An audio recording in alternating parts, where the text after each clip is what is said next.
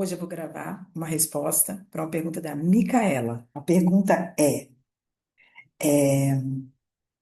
qual a origem da insegurança e como curá-la?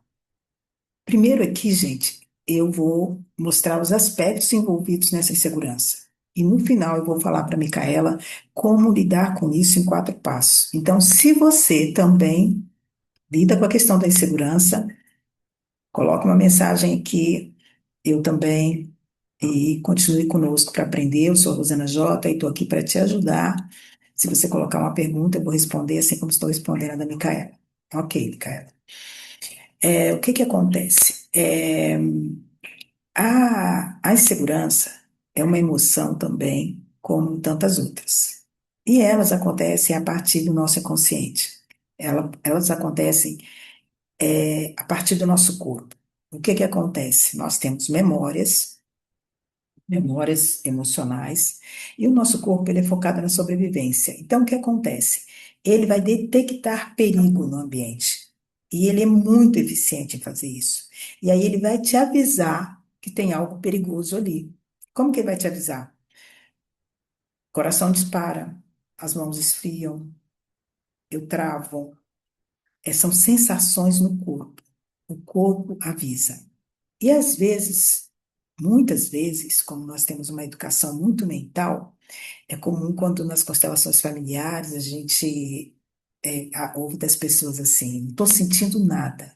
Olha só, como essas emoções, elas são muito viscerais, ela acontece nas nossas vísceras, como um vazio no peito, um aperto na boca do estômago, um tremor nas pernas, elas nos assustam. Nós temos medo dela. Então, a nossa tendência é se enrijecer e desconectar do corpo para não sentir essas ameaças no ambiente. Compreende? Isso também a gente fez para ter uma sobrevivência mais tranquila, para não ser tão afetado pelo nosso entorno. Mas no limite, isso eu falo assim: se a gente fala assim, olha, não quero mais ver coisas feias, e aí eu vou viver de olho fechado, eu também não vou enxergar as coisas belas. Tá certo? Então, na gestão do nosso emocional, é muito importante a nossa conexão com o corpo, porque são os primeiros sinais da ansiedade, vão vir no corpo. Quando eu aprendo a perceber esses sinais, acontece uma coisa que eu sempre falo aqui, que é a base do nosso trabalho com essa inteligência sistêmica, que é eu posso gerenciar o meu corpo. Eu não tenho confiança em eu mesmo. Significa que eu não confio, eu não consigo, eu perdi a habilidade de confiar nos sinais do meu corpo e dessa forma poder gerenciá-los. Ah, mas tem uma camada mais profunda. Eu realmente posso gerenciar o meu corpo? Isso você vai precisar aprender para você poder confiar que você é capaz de fazer isso, que o seu corpo está a serviço da sua sobrevivência, e não só da sua sobrevivência no sentido de estar vivo, mas o seu corpo, ele está a serviço do seu bem-estar, de uma vida de bem-estar também, sabe? Só que ele aprendeu há muito tempo, como espécie humana e como espécie, qualquer espécie animal, qualquer espécie vegetal, a tendência é da vida querer se perpetuar, se manter. Compreende isso? Então, tudo que gera uma ameaça à vida, à permanência da vida, vai gerar uma certa ansiedade. Ah, só que isso não significa, por exemplo, quando eu estou em um perigo concreto, físico.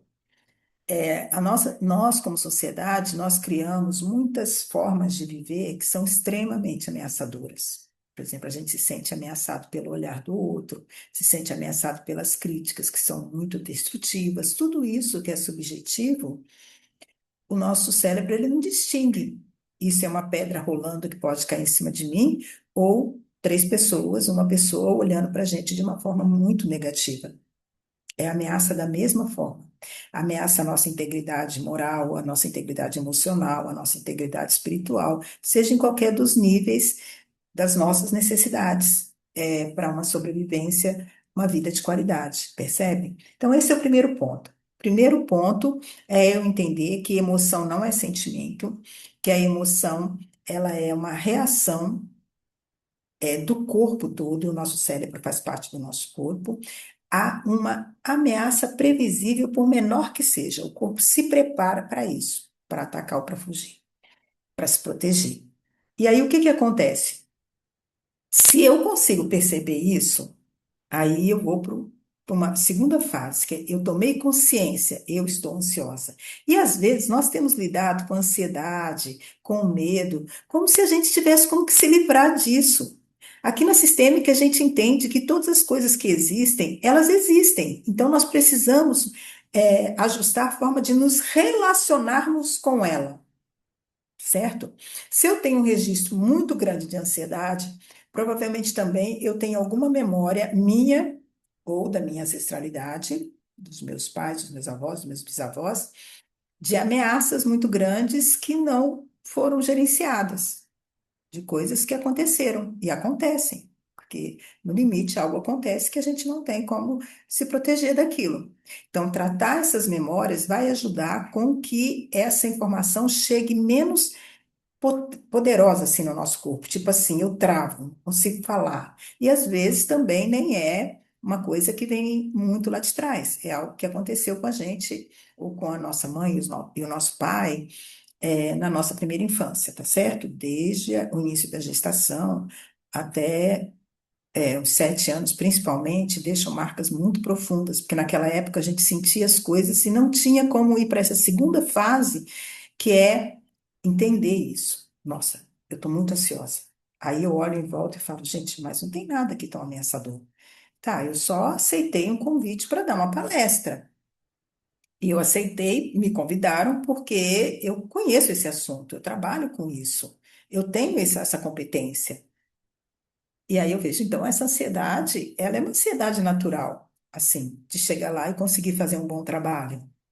E aí eu até quando olho assim, nossa, para a quantidade de pessoas, eu até esqueço que as coisas que interessam para eles, que eu conheço, que eu sei fazer, quando eu estou fazendo, eu faço tão naturalmente, porque eu sei, eu realmente sei aquilo, eu realmente tenho experiência e competência nisso. E que na hora que eu chego lá, tudo fica bem, tudo fica calmo. Depois que eu começo, entendeu? Mas essa ansiedade, por exemplo, é uma ansiedade positiva. É uma ansiedade que vai atuar sobre a qualidade do que eu tenho para oferecer.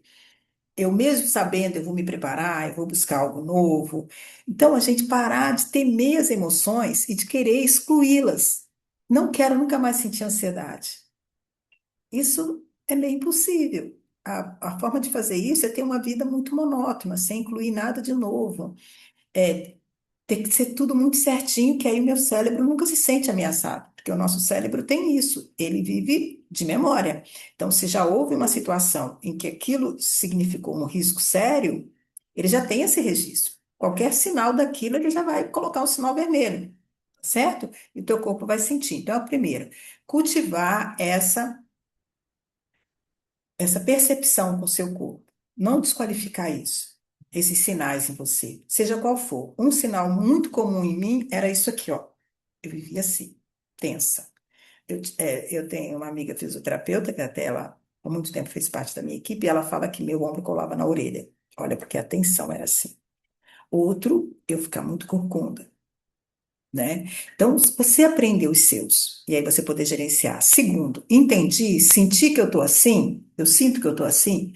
Nossa, calma, Rosana, o que que tá acontecendo? O que que tá te apavorando aqui em volta? Para eu perceber. E aí eu conversar comigo sobre isso. Aí já é um sentimento. O sentimento já é uma interpretação mental. Eu já estou olhando para aquilo e conversando comigo mesmo, tá certo? Quando eu faço isso, aí eu posso falar, não, tranquilo, tá tudo bem, calma, fala para mim mesmo, respira e vamos lá, tá certo? Agora, você sente isso? Se você sente isso, se você tem uma dificuldade em perceber o que está acontecendo no teu corpo, escreve aí. Porque escrever, gente, é uma forma de cura, é um remédio. Escrever, ter um diário, ou no mês está ouvindo o vídeo, está escutando o vídeo, escreve lá nos comentários. Tanto você ajuda o nosso trabalho, tanto você participa, quanto você compartilha. Quando você compartilha, outras pessoas também, serve a outras pessoas também. E você é como se você visse aquilo fora de você. Quando você vê aquilo fora de você, você fala, ó, é como se você, sabe aquela coisa que é mais fácil a gente dar um conselho para alguém do que ajudar a gente na hora da necessidade? Quando você vê aquilo escrito do lado de fora, aquilo já foi expressado, aquilo para você toma uma outra dimensão. Então é importante, sabe? Então escreva nos comentários. Bem, ok. Qual é a outra coisa? Quando eu consigo perceber esse contexto, reconhecer essa ansiedade, só ela ser reconhecida é como se o cérebro já comasse. Por exemplo, a Rosana não está indo de gaiato para cair no buraco. Ela já percebeu que tem um perigo ali. Isso você já acalma. Você já está no controle, você já está no controle da situação. Compreende? Aí você vai fazer o quê? Tomar uma decisão. Eu dei o exemplo da palestra e aí eu vou falar para mim mesma, não, mas calma. Tem 5 minutos, respira, vai ali beber água, sabe? Olha para o céu, sai, vai na perto da janela, olha para o céu, respira, se acalma. Que você já fez isso outras vezes, vai dar tudo certo. Ou já teve outras vezes que você fez algo pela primeira vez, e a primeira vez é sempre a mais difícil, então justifica você estar mais, eu estar mais ansiosa. A segunda vez também vai ser um pouco assim, depois da quarta, isso, depois da quinta você vai estar fazendo tranquila. Respira. Então, essa autogestão, sabe? Aí a Micaela perguntou como. Então, 4 passos. Como? Primeiro, percebendo no seu corpo. É como se você estivesse cuidando de você mesmo. E aí você percebe. Sabe quando a gente tem um filho pequeno e está cuidando dele? O menor movimento dele, que é diferente, a gente já percebe. E a gente precisa fazer isso com a gente também. É gestão, gerenciamento. Esse gerenciamento vai gerando em você, com o tempo, essa confiança em você mesma cuidando de você. E isso, gente, não tem preço, porque a gente vive, de certa forma, só a gente vive a nossa vida, só a gente sabe o que acontece dentro da gente. E a emoção, ela sempre, por muito tempo, ela foi excluída.